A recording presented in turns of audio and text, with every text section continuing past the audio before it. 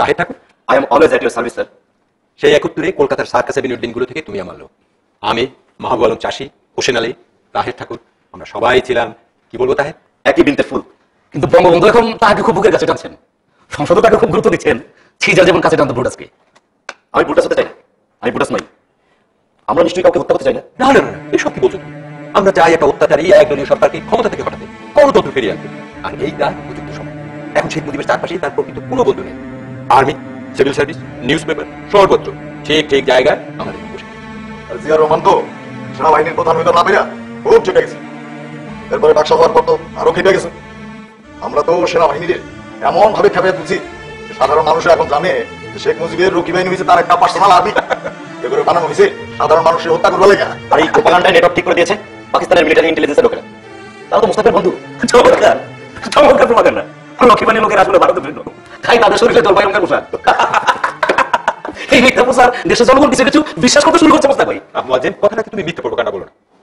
আমরা যদি কথা কথা মিথ্যা প্রোপাগান্ডা বলি তাহলে সাধারণ মানুষকে বিশ্বাস করবো কিভাবে? আর বলবো না মোস্তাক ভাই, তবে যাই বলেন এবার কিন্তু আপনার মাস্টার স্ট্রোক, কারণ তাজউদ্দিনের উপর বঙ্গবন্ধুর মনকে একেবারে বিশেষ দেওয়া হয়েছে। এই জন্য সব ক্রেডিট আমেরিকান অ্যাম্বাসেডার বোস্টারের। তিনি ওয়াশিংটনে অর্থমন্ত্রী হিসেবে দেওয়া তাজউদ্দিনের বক্তৃতা সম্পর্কে শেখ মুজিবকে তাদের সিক্রেট রিপোর্ট না দেখালে কেবল আমার কথার উপর তিনি বিশ্বাস করতেন। বাংলাদেশের তথ্য প্রতিমন্ত্রী হিসেবে তাজউদ্দিন ভাই ওয়াশিংটন ও টোকিও স্পিচের ফুল টেক্সট আমি দেখেছি। তাতে বঙ্গবন্ধু সম্পর্কে কোনো কথা নেই। তিনি বলেছেন বাংলাদেশের অর্থনীতিতে দারুণ বিপর্যয় চলেছে। আর সেই কথাটাই আমেরিকান সব নিউজ মিডিয়া এমন টুইস্ট করে ছাপাইছে যাতে বোঝা গেছে যে তাজউদ্দিন বাংলাদেশের অর্থনীতির দুর্গতি সম্বন্ধে যত কথা কইছে বোঝা গেছে যে বঙ্গবন্ধুই এর জন্য দায়ী। তুমি বড় ফাউল কথা বলবো ভাই।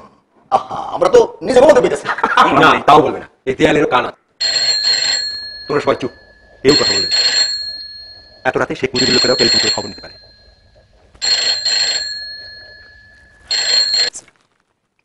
হ্যালো, কে? ও, শেখ ফজলুল হক মনি। তাই বলো, এত রাতে আমার প্রাইভেট নাম্বারে ফোন করলো কে? তা বলো বলো, কি আদেশ তোমার? যুবলীগের সম্মেলন কুমিল্লায়? চমৎকার। আর তুমি বলছো আমি যাবো না? না না, আমাকে আর স্মরণ করতে হবে না, আমি ডায়েরিতে তারিখটা টুকে নিচ্ছি। হ্যাঁ হ্যাঁ, তোমাকে সঙ্গে নিয়ে আমি কুমিল্লায় যাবো। আমাকে তোমাদের সম্মেলনে ডাকার জন্য খুব খুশি হয়েছি, খুবই খুশি হয়েছি। তুমি বাংলাদেশের যুবশক্তির প্রতীক, বাংলার ভাবি নায়ক। না না, একটু বাড়িয়ে বলছি না মনি। বৌমাকে বাচ্চাদের আমার আদর দিও, তোমরা ভালো থেকো। আচ্ছা, আজকের মতো গুড নাইট। জয় বাংলা, জয় বঙ্গবন্ধু।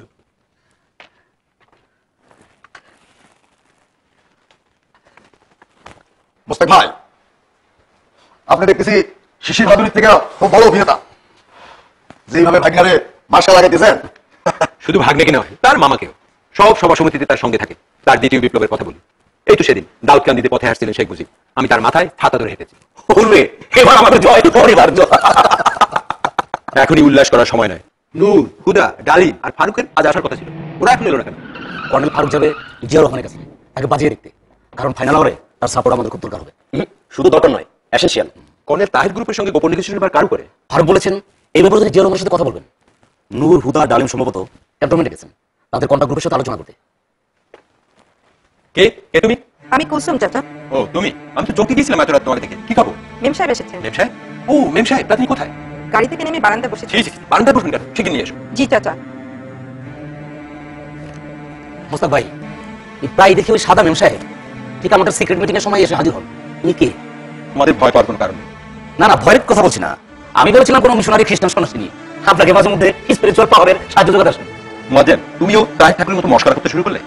আজই টের পাবে এই সাদা মেম সাহেব। উনি এতদিন ছদ্মবেশে তোমাদের কতটা বিশ্বাস করা যায় তাই পরীক্ষা করছেন। আজ তিনি নিশ্চিত হয়েছে, সুতরাং তিনি আজ তোমাদের সামনে নিঃসংকোচে আত্মপ্রকাশ করবেন। আমি বোধহয় একটু মনে করতে পারি এই ভদ্রলোককে। ভদ্রলোক? ভদ্র মেলানো?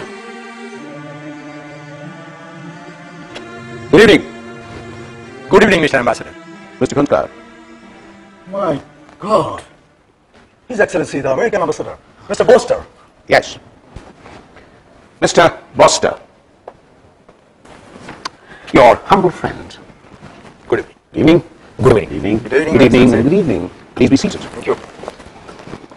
Well, you see, the great mission that you couldn't achieve in Calcutta in 1971, I hope, and my government hopes, that you will achieve it in 1975. What was our great mission in 1971, Mr. Ambassador? The true independence of Bangladesh, and not to make it a puppet of India, a satellite of Soviet Union, a poor socialist country of East Europe. I'm sure Bangladesh will gain true independence in Southeast Asia like Philippines or Thailand. it will be a great country that will follow a free market economy and a democratic way of life. The United States will offer all kinds of economic help to build up your military. Our country is your greatest friend and ally. Hurray! Mostaq ভাই, হুইস্কির ব্যবস্থা থাকলে সাহেবের মনোরঞ্জনের ব্যবস্থা করো যে। ভাই সাহেবকে কথা বলতে দাও please. Well, you see, Sheikh Mujib is not our enemy, but I'm afraid he is leading the country towards a totalitarian system which is not accepted. He is sending jute to Monster Castro, ignoring American embargo, doing trade with the communist countries of East Europe. Cannot be accepted. He is leading the country towards total destruction. I want you to come forward and save your